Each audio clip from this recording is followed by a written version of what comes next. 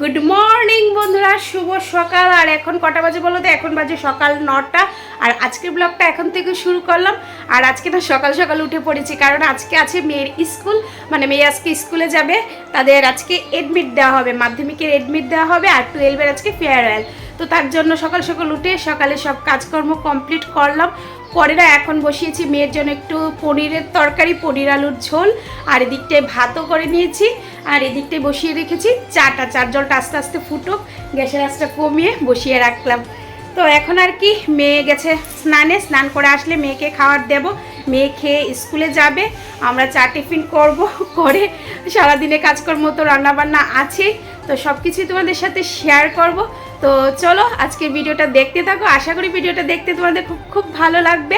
তো এখন মানে পনিরের তরকারিটা নামিয়ে মেয়েকে খাইয়ে দিয়ে স্কুলে পাঠিয়ে তারপর তোমাদের সাথে না হয় কথা বলছি। তো দেখো বন্ধুরা, এই যে এদিকটায় চার জলটা বসিয়ে রাখলাম, আর এদিকটায় এই দেখো পনির তরকারিটা মোটামুটি রেডি হয়ে গেছে। পনির আলু দিয়ে পাতলা করে ঝোল করলাম, এই যে পনির আলুর ঝোল রেডি। আর এটা মেয়ের সকালেও খেয়ে যেতে পারবে, আবার মানে দুপুরবেলা এসেও খেতে পারবে। আর তোমরা তো জানো, যারা আমার রেগুলার ভিডিও দেখো, মেয়ে পনির খেতে কতটুকু ভালোবাসে, মেয়ে মাছ টাছটা খেতে চায় না। তো এই যে এদিকটায় পনির আলুর তরকারিটা মোটামুটি রেডি হয়ে গেছে, এই যে। আর এদিকটাই করেছি মেয়ের জন্য গোবিন্দভোগ চালের ভাত, এই যে ভাত। তো চলো, ভাত যখন হয়ে গেছে পনির তরকারিটা নামিয়ে মেয়েকে খাইয়ে স্কুলে পাঠাই।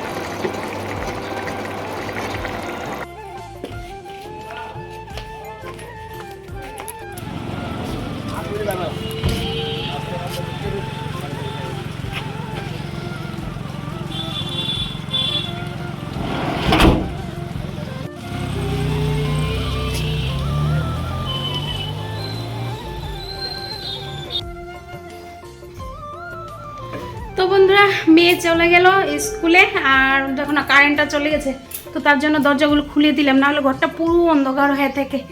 আর এই ঘরটাও দেখো অন্ধকার হয়ে আছে, কারেন্ট না থাকলে পুরো অন্ধকার হয়ে থাকে।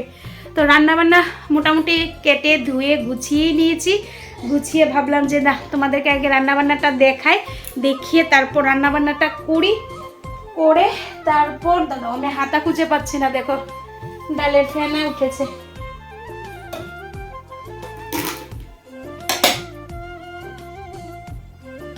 তো এদিকটায় ডাল বসালাম। ডাল তো আমার একদম করতেই হয়, কারণ ডাল ছাড়া আমার মেয়ে খেতেই পারে না।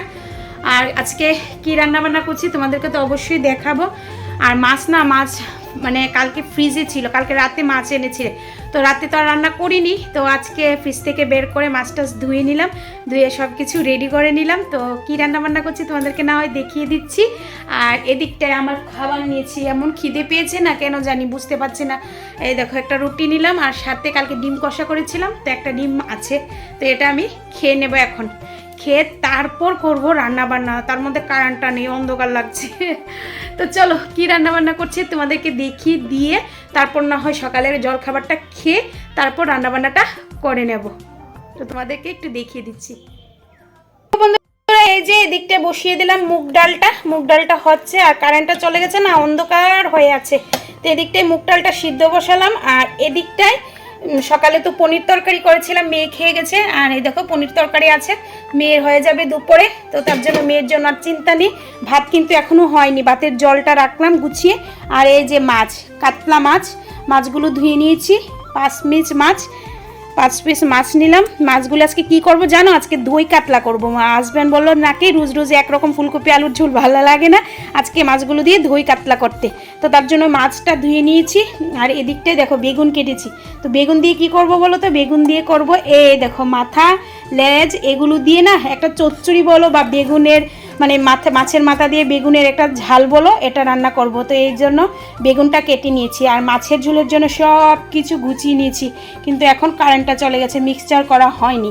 এদিকটায় দেখো মাছের দই কাতলা করার জন্য এখানে পেঁয়াজ নিয়ে নিয়েছি, এখানে কাজু বাদাম নিয়ে নিয়েছি, এই যে এদিকটায় পোস্ত নিয়েছি, এদিকটায় নিয়েছি অল্প রসুন, আদা আর কাঁচা লঙ্কার চেরা, এগুলো মিক্সচারে পেস্ট করব। আর এখানে আছে টক দই, সব কিছু গুছিয়ে নিয়েছি। এই দেখো এদিকটায় তেজপাতা, এলাচ, দারচিনি পুরনো দেওয়ার জন্য। আর এই যে মাছের মাথা দিয়ে বেগুন দিয়ে যে তরকারিটা করবো না, এটার জন্য এখানে দেখো মানে কাঁচা লঙ্কা বাটা একটু ছিল, তো এটা দিয়ে দিয়েছি। তার মধ্যে রসুনটা বেশি লাগে, রসুন, টমেটো, পেঁয়াজ মানে সব কিছু দিয়ে মিক্সচার করে রান্নাবান্নাটা করব। তো আজকে মাছের মাথা দিয়ে তরকারি হবে, আর দই কাতলা হবে, আর পনির তরকারি, ডাল, এতটুকুই আজকে রান্নাবান্না। দেখো কি অবস্থা। তো চলো রান্নাবান্নাটা করি, আর করে তো তোমাদেরকে অবশ্যই শেয়ার করব। তো বন্ধুরা দেখো, অনেকে অনেক নাম বলে, কিন্তু আমরা না আমাদের বাঙাল ভাষায় বলি বেগুন দিয়ে মাছের মাথা দিয়ে গাটা। অনেকে বলে চচ্চড়ি, অনেকে বলে ঘন্ট। কিন্তু যাই বলো না কেন বন্ধুরা, এটা খেতে যা টেস্টি, মানে কি বলবো তোমাদের। এই দেখো বেগুন দিয়ে একদম মাখা মাখা করে তরকারিটা হয়। এই দেখো মাথাগুলো ভেঙে দিয়েছি, এটা আছে মানে অল্প অল্প মাছ মাথা সব কিছুই আছে, একদম মাখা মাখা করে এই তরকারিটা হয়। আর এটা এত টেস্টি খেতে, মানে কি বলবো। জানি না তোমরা কখনো খেয়েছো কি না, যদি খেয়ে থাকো অবশ্যই কমেন্ট করে বলো। আর তরকারিটা দেখো ধোঁয়া বেরোচ্ছে, কীরকম হয়েছে তরকারিটা অবশ্যই কিন্তু কমেন্ট করে বলো, ঠিক আছে। এদিকটাই মাছের মাথা দিয়ে বেগুন দিয়ে তরকারিটা হয়ে গেছে, আর এদিকটায় এই যে মুগ ডালটাও হয়ে গেছে। এই যে মুগ ডালটা ঘন করেই করেছি, এদিকটায় মুগ ডালটা করে নিয়েছি। আর এখন মাছের তরকারিটা কিন্তু করা হয়নি, মাছগুলো দেখো হালকা করে হলুদ নুন দিয়ে ভেজে রেখেছি, মানে দই কাতলা করার জন্য। এদিকটাই এটা করে রেখেছি। আর পনির তরকারি তো দেখিয়েছে, কতবার দেখাবো। তো আর এদিকটা একটা মাছ ছিল, সেটাও ভেজে রাখলাম। আর এদিকটায় দেখো সব কিছু নিয়ে নিয়েছি বেটে না মিক্সচারে পেস্ট করে। ওই যে পেঁয়াজ বাটা দই কাতলার জন্য, এখানে নিয়েছি কাঁচা লঙ্কা, আদা বাটা, আর দেখো পুরনে নিয়েছি শুকনো মরিচ, জিরে, তেজপাতা, এলাচ, দারচিনি, আর তার সাথে তো আছে টক দই, আর তো মশলা আছে সেগুলো তো দেবই। তো চলো মাছের মানে মাথা দিয়ে তরকারিটা বেগুন দিয়ে কীরকম হয়েছে অবশ্যই বলো। আর দই কাতলাটা কিভাবে আমি একদম সিম্পলভাবে করি তোমাদেরকে আমি অল্প করে একটু দেখিয়ে দিচ্ছি, ঠিক আছে। তো দেখো বন্ধুরা, কড়াইয়ে তেল দিয়ে দিয়েছি, এখন দিয়ে দেবো তেজপাতা, তারপর শুকনো মরিচ, এগুলো একটু ভালো করে ভেজে তারপর তাতে দিয়ে দিব ফোড়নে জিরে আর এলাচ, দারচিনি দিয়ে হালকা করে এগুলোকে একটু ভেজে নেব। পুরনো সব কিছু মানে ভাজা হয়ে গেছে, তো এখন দিয়ে দেব তাতে পেঁয়াজ। তো দেখো পেঁয়াজটা এবার একটু ভালো করে ভেজে নেব, ভেজে তারপর একে একে অন্য যে মানে মশলাগুলো আছে সেগুলো দিয়ে দেব। তো পেঁয়াজটা চলো একটু ভালো করে ভেজে নিই। তো দেখো পেঁয়াজটা ভেজে নিয়েছি, পেঁয়াজটা ভালো করে একটু ভেজে নিলাম। এখন তাতে দিয়ে দেব কাঁচা লঙ্কা, আদা আর 2 কোয়া রসুন দিয়ে এটাকে ভালো করে দিয়ে একটু ভালো করে নাড়াচাড়া দিয়ে ভেজে নেব।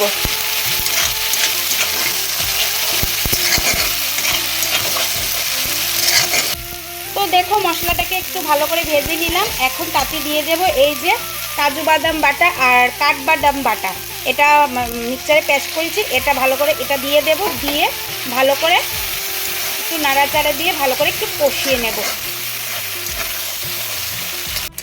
তো দেখো এদিকটায় মশলাটা কষানো হচ্ছে, এদিকটায় মশলাটা কষাচ্ছি, আর এদিকটায় এই যে এখানে নিয়ে নিয়েছি জিরে গুঁড়ো, ধনে গুঁড়ো আর পরিমাণ মতো নুন, আর এখানে অল্প একটু গরম জল দিয়ে ভালো করে একটু মিশিয়ে তারপর দিয়ে দেব মশলাতে। তো চলো এবার এটা দিয়ে দিই, দিয়ে আর একটু ভালো করে কষিয়ে নিই। আর আমার এক হাতে মোবাইল তো রেখে করছি, তো সেরকম ভালো করে তোমাদেরকে দেখাতে পাচ্ছি না। তো এটাকে এবার ভালো করে একটু কষিয়ে নেব, কষিয়ে তারপর তাতে দিয়ে দেব টক দই, চিনি, কাঁচা লঙ্কা চেরা। তো চলো এটাকে একটু ভালো করে কষিয়ে নিই। তো এই যে মশলাটা কষানো হয়ে গেছে আর তেল ছেড়ে আসছে, মানে মশলাটা কষানো হয়ে গেছে। তো এখন তাতে দিয়ে দেব ফেটানো টক দই, এই যে টক দইটা ফেটানো টক দইটা দিয়ে দেব, দিয়ে ভালো করে আর একটু কষিয়ে নেব।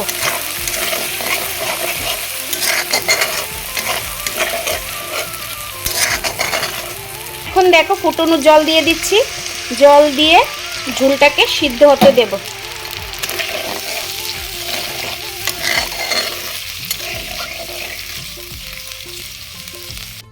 তো দেখো ঝোলটা ফুটে উঠেছে, আর এখন ভেজে রাখা মাছগুলো দিয়ে দেব, দিয়ে একটু ভালো করে নাড়াচাড়া করে আস্তে মানে গ্যাসের আঁচটা একটু কমিয়ে দেব, কমিয়ে আস্তে আস্তে হতে দেব। তো চলো এটা হতে থাক, হয়ে মানে ফাইনাল লুকটা তোমাদেরকে দেখাচ্ছি। তো দেখো আমার দই কাতলা কমপ্লিট মানে রেডি হয়ে গেছে। তো তরকারিটা দেখতে কীরকম লাগছে অবশ্য বলো। তো চলো আগে একটা বাটিতে নিয়ে তোমাদেরকে ফাইনাল লুকটা দেখিয়ে দিচ্ছি। তো দেখো এখন বসিয়ে দিলাম ভাত, আর এই যে ভাতটা হচ্ছে, এদিকটায় ভাতটা হচ্ছে, ভাতটা হলে রান্নাবান্না শেষ। আর এই যে আমার দই কাতলা একদম রেডি হয়ে গেছে, ভালোই লাগছে বলো দেখতে। এখানটায় দই কাতলাটা মানে রেখে দিলাম, আর রান্নাবান্না তো সব কিছু দেখেই নিয়েছো। এদিকটায় ডাল, এদিকটায় ভাত হচ্ছে, এদিকটায় পনির, মাছ ভাজা, আজকে অনেক কিছু দিয়ে খাবো তাই না। আর এদিকটায় যে মাছের মাথা দিয়ে বেগুন দিয়ে তরকারিটা। তো চলো ভাতটা নামিয়ে তারপর এঁটো বাসনগুলো, ওই দেখো এদিকটা কতগুলো এঁটো বাসন আছে, এগুলো ধুয়ে স্নান টান করে খাওয়া দাওয়া করি, করে পরে তোমাদের সাথে কথা বলছি। গুড ইভিনিং বন্ধুরা, শুভ সন্ধ্যার এখন বাজে সন্ধ্যা 6:30। তো এখন এই যে রেডি হলাম, এখন একটু বের হব কারণ মেয়ে চলে গেছে টিচারের বাড়ি, আর আমি আর বরমশাই আমরা দুজন যাব ঘরে টুকটাক মেডিসিন আনবো, আর তার সাথে যাব একটু মানে রাম ঠাকুর আশ্রমে। তোমরা হয়তো বা আমার ব্লগে প্রায়ই দেখতে পাও রাম ঠাকুর আশ্রমে যাই, কারণ আমরা তো রাম ঠাকুরের দীক্ষিত। তো তার জন্য যখন না মনটা ভালো লাগে না বা ভালো লাগছে না, তখনই একটু আশ্রমে যাই, বসি, দর্শন করি ঠাকুরের, তারপর আবার বাড়ি চলে আসি। তো এটা হলো কথা। তো তার জন্য এই যে রেডি হয়ে গেছি, আর মেয়ে তো স্কুল থেকে চলে আসছে, এখন টিচারের বাড়ি গেল।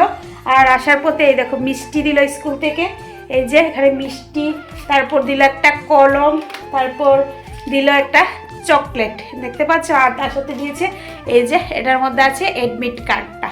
তো এইগুলো দিল আজকে স্কুল থেকে, মানে মাধ্যমিকের কার্ড দেওয়া হয়ে গেল, এখন পরীক্ষাটা দেবে। এটাই ভগবানের কাছে প্রার্থনা করি যাতে পরীক্ষাটা ভালো হয়। তো আমরা প্রায়ই আশ্রমে চলে যাই, মনটা সত্যি কথা ভালো হয়ে যায়। তো চলো এখন বেরিয়ে পড়ি, কারণ হাজবেন্ড গেছে মেয়েকে দিতে, এসে আমরা মানে বেরিয়ে যাব। তো চলো যাই, আশ্রম থেকে এসে না হয় তোমাদের সাথে আবারও কথা বলছি। তো চলো বেরিয়ে পড়ি। তো বন্ধুরা চলে আসলাম রাম ঠাকুর আশ্রমে। আর তোমরা যারা আমার রেগুলার ভিডিও দেখো তোমরা হয়তো বা দেখতেই পাও এই আশ্রমটা, কারণ আমাদের যখন ভালো না লাগে, মনটা ভালো না লাগে, তখনই চলে আসি আশ্রমে।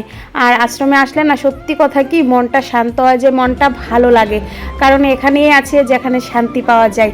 তো চলো ভেতরে যাই, ভেতরে গিয়ে জয়রামের দর্শন করি। আর এই যে জয়রাম, তো তোমরাও আমার সাথে জয়রামের দর্শন করে নাও।